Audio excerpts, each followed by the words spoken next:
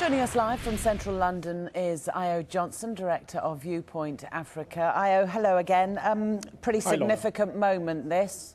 Absolutely. It's very much the end. Mr. Gbagbo has his time's run out, and we should be looking at post Gbagbo. But I think he's found himself in real trouble now, because he will have to be put on trial in some description somewhere, and he would have to be found as to what's happened in Ivory Coast over the last many weeks, and very much so. I think Mr. Outarra is going to have a lot on his hands. He's got to ensure that there's some sort of reconciliation for the entire nation that's been back and forth with themselves between the north and the south, especially with the anger that they've had with one another, and also how they can rehabilitate some of the soldiers. So I think he's got a tall order moving forward, and very much so how much support he's going to have from the international community as to how we can actually heal the wounds in Ivory Coast.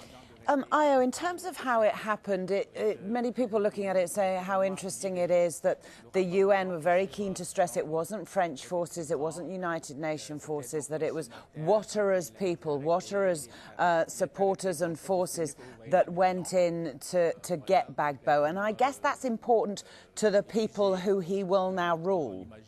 Absolutely. I have no doubt that there was French involvement and support in that, but be that the French are not willing to say that publicly. But nonetheless, I think Mr. Outarra has got to show some leadership now. He's got to show that what you don't want is a witch hunt against Mr. Gbagbo. He's got to have some level of protection, but it's very much so how he reconciles with the South.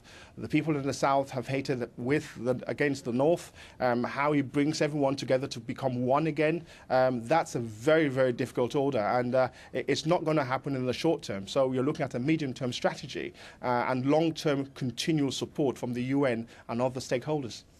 Yeah, it's all a long-term strategy, isn't it? Because the humanitarian situation in Ivory Coast is dire. I mean, what do you know about what's going on? Well, it's been horrible. As you know, many civilians have left their homes, moved to countries like Liberia, Guinea and Ghana. A lot of them would want to come back, but they want to ensure that there's total safety. So large numbers of people on the streets of Ivory Coast currently have ammunition, have guns. How are you going to actually get those ammunitions off? A lot of them who are not military personnel. How are you going to cleanse the streets and actually bring about safety to civilians and for them to feel safe to come back home? So it's going to take some time, but it's definitely possible within the short to medium term, I'd say. In terms of how much help, not just humanitarian, but politically, the country will need now from the international community. We heard Hillary Clinton saying they will offer all the assistance that they need. But will Ivory Coast, will President Ouattara want to take this forward on his own? Well, he can't do it on his own, because don't forget that Ouattara has been excluded from the politics since 2002. They've had a civil war. In fact, the Northerners felt dejected. They felt that they were outside of the political sphere, which is why they started a rebel movement back then. And what you don't want is a new rebel movement starting in the South, because they feel excluded now moving forward. So it's going to be very complex, but gelling all these various factions together, all the different entities, and ensuring that the North and South start talking to one another and working as one, that's the tall order, and the international community needs to support Mr. Ouattara 100% on that, because otherwise he's not going to be able to make it. No, indeed. Ayo, thanks for talking to us again. Ayo Johnson, their Africa expert.